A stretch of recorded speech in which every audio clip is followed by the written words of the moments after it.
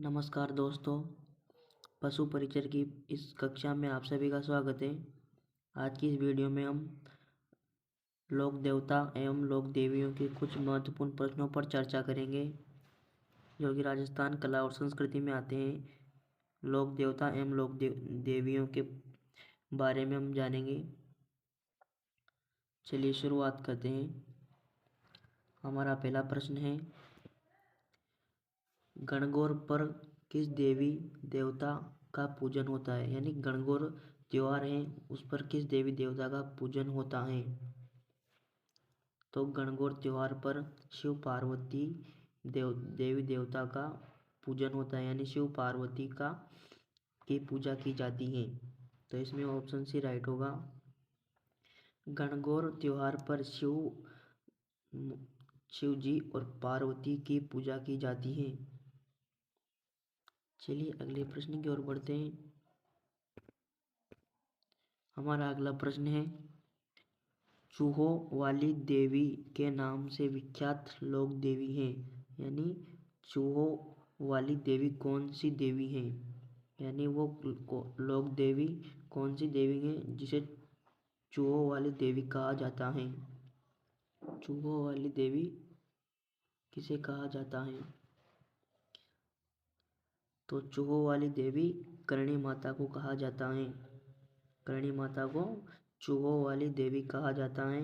तो इसमें ऑप्शन भी राइट होगा। चूहों वाली देवी किसे कहा जाता है? करणी माता को। करणी माता को चूहों वाली देवी कहा जाता है। चलिए अगले प्रश्न की ओर बढ़ते हैं। हमारा अगला प्रश्न है,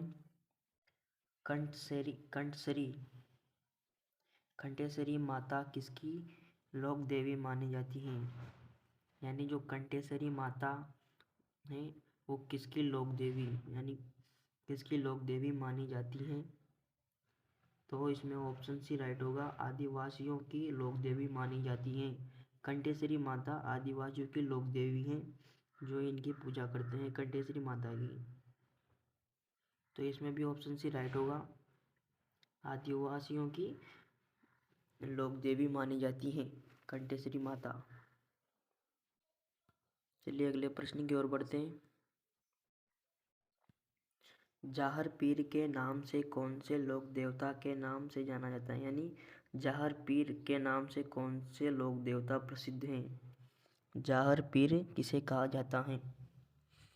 यानी जाहर पीर कौन से लोक देवता विख्यात हैं जाहर पीर के नाम से? तो इसमें ऑप्शन भी राइट होगा। गोगा जी। गोगा जी को जाहर पीर कहा जाता है। गोगा जी को जाहर पीर के नाम से प्रसिद्ध है। तो इसमें ऑप्शन भी राइट होगा। गोगा जी को जाहर पीर के नाम से जाना जाता है। चलिए अगले प्रश्न की ओर बढ़ते हैं। अगला प्रश्न है हमारा, राजस्थान के लोक देवता हड़बुजी का जन्म हुआ था। यानी लोक देवता हड़बुजी का जन्म कहाँ हुआ था? हड़बुजी का जन्म कहाँ हुआ था? तो हमारे लोक देवता हड़बुजी का जन्म नागौर में हुआ था। तो इसमें ऑप्शन भी राइट होगा, नागौर। हड़बुजी का जन्म कहाँ हुआ था? नागौर में। हड़बुजी का जन्म नागौर में हुआ था।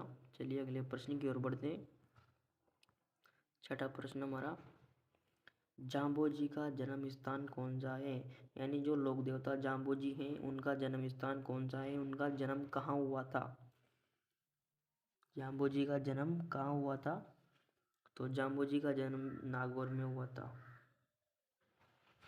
नागौर में। इसमें ऑप्शन डी राइट होगा, नागौर में। जाम्बोजी का जन्म नागौर में हुआ था। चलिए अगले प्रश्न की ओर बढ़ते हैं। हमारा सातवां प्रश्न है, निम्बार्क संप्रदाय की प्रमुख पीठ राजस्थान में स्थित है। यानी जो निम्बार्क संप्रदाय है उसकी प्रमुख पीठ राजस्थान में कहाँ पर स्थित है? तो इसकी प्रमुख पीठ राजस्थान के सलेमाबाद में स्थित है। कहाँ पर स्थित है? सलेमाबाद में। निम्बार्क संप्रदाय की प्रमुख पीठ राजस्थान में सलेमाबाद में स्थित है। तो इसमें ऑप्शन ए राइट होगा, सलेमाबाद में स्थित है। निम्बार्क संप्रदाय की प्रमुख पीठ सलेमाबाद में स्थित है। चलिए अगले प्रश्न की ओर बढ़ते हैं। राजस्थान में भक्ति आंदोलन के प्रवर्तक हैं, यानी राजस्थान में भक्ति संप्रदाय के प्रवर्तक कौन माने जाते हैं? भक्ति संप्रदाय के प्रवर्तक नहीं, भक्ति आंदोलन के प्रवर्तक, सॉरी, भक्ति आंदोलन के प्रवर्तक कौन माने जाते हैं?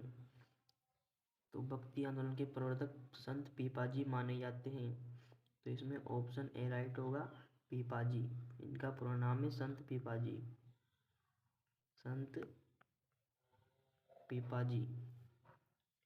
राजस्थान में भक्ति आंदोलन के प्रवर्तक हैं संत पीपाजी। चलिए अगले प्रश्न की ओर बढ़ते हैं।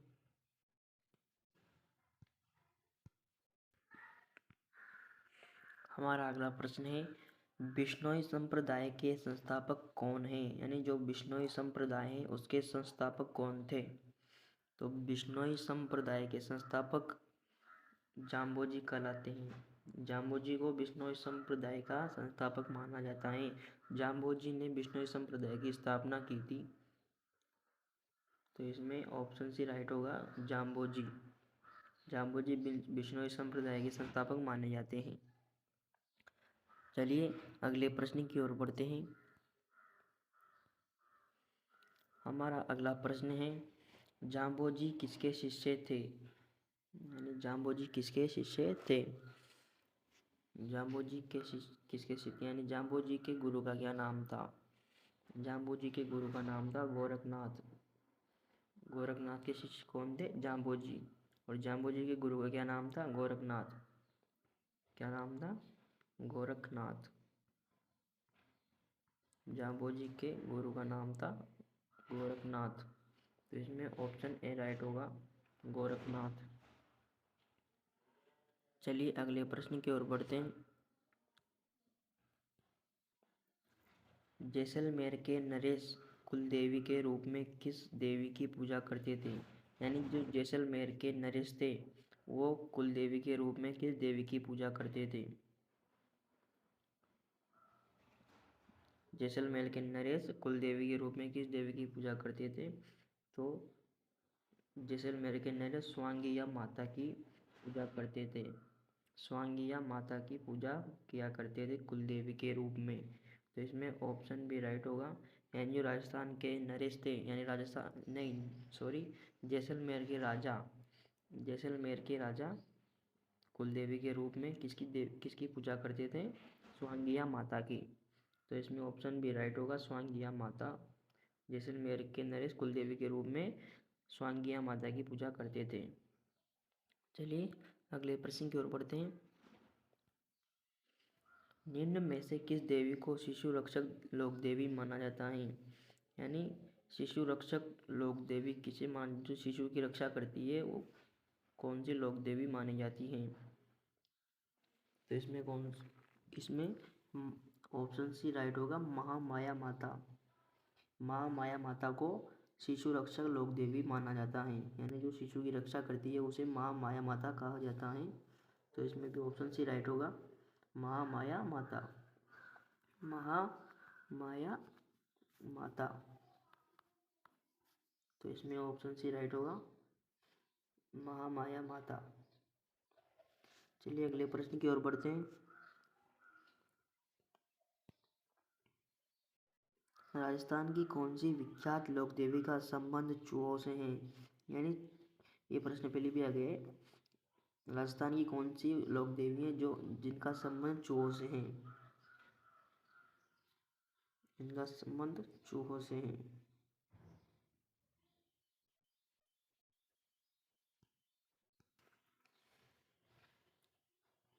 तो इसमें ऑप्शन बी राइट होगा, करणी माता। करणी माता का संबंध चूहों से है। तो राजस्थान की विख्यात लोक देवी कौन सी है? करणी माता विख्यात लोक देवी है जिनका संबंध चूहों से है। तो इस करणी माता, इसमें ऑप्शन सी राइट होगा, करणी माता। चलिए अगले प्रश्न की ओर बढ़ते हैं। निम्नलिखित में से कौन सी राजस्थान की लोक देवी नहीं है? यानी इन चार ऑप्शनों में से राजस्थान की लोक देवी कौन सी नहीं है? तो ए ऑप्शन में छीक माता, ये भी लोक देवी है। करणी माता, ये भी लोक देवी है। आवरी माता, ये भी लोक देवी है। लेकिन जो डी ऑप्शन है हिडिंबा माता, ये एक लोक देवी नहीं है। ये हिडिंबा कौन है? हिडिंबा ये घटोत्कच की पत्नी का नाम है हिडिंबा। घटोत्कच की पत्नी का नाम है हिडिंबा। तो इसमें ऑप्शन डी राइट होगा, ये एक लोक देवी नहीं है, जो कि एक राक्षसी माता है, हिडिंबा माता। चलिए अगले प्रश्न की ओर बढ़ते हैं।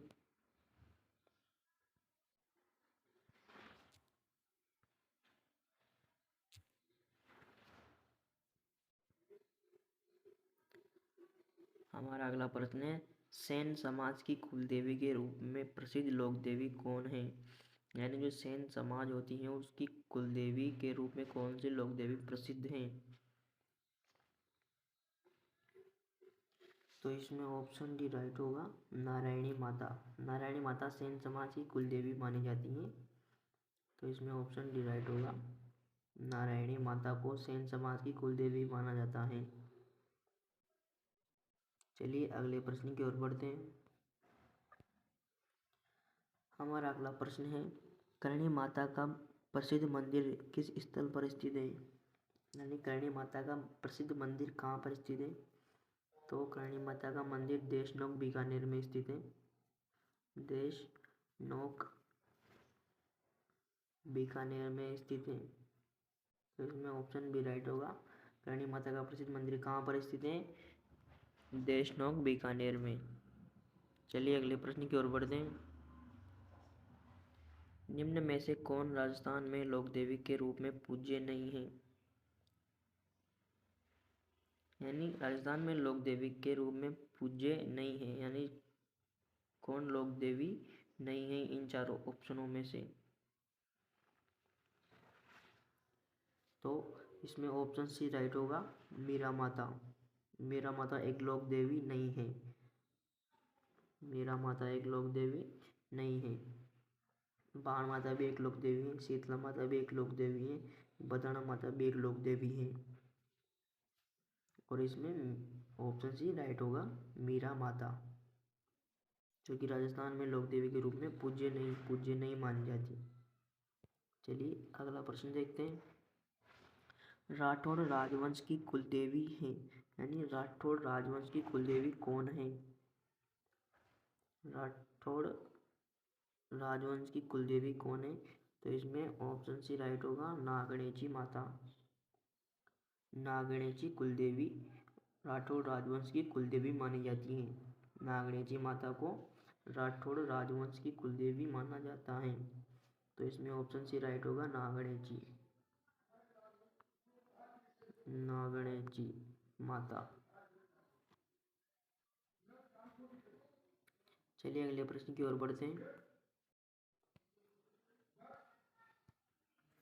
हमारा अगला प्रश्न है, बीकानेर के राठौड़ राजवंश की कुलदेवी है, यानी जो बीकानेर के राठौड़ राजवंश हैं उनकी कुलदेवी कौन है? यानी बीकानेर के राठौड़ राजाओं की कुलदेवी कौन है? तो इसमें ऑप्शन डी राइट होगा, करणी माता। करणी माता बीकानेर के राठौड़ राजाओं की कुलदेवी मानी जाती है। करणी माता को राठौड़ राजाओं की कुलदेवी माना जाता है। तो इसमें ऑप्शन डी राइट होगा। चलिए अगले प्रश्न की ओर बढ़ते हैं। हमारा आखिरी प्रश्न है 20वां प्रश्न। करणी माता का बचपन का नाम था, यानी जो करणी माता है उनके बचपन का क्या नाम था? तो इसमें भी ऑप्शन डी राइट होगा, करणी माता के बचपन का नाम था रेदुबाई। रेदुबाई, करणी माता के बचपन का नाम था रेदुबाई। तो इसमें ऑप्शन डी राइट होगा, करणी माता के बचपन का क्या नाम था? रेदुबाई। आज की इस वीडियो में बस इतना ही पढ़ेंगे हम। मिलते हैं अगले वीडियो में। आपको वीडियो अच्छी लगे तो वीडियो को लाइक ज़रूर करें। धन्यवाद।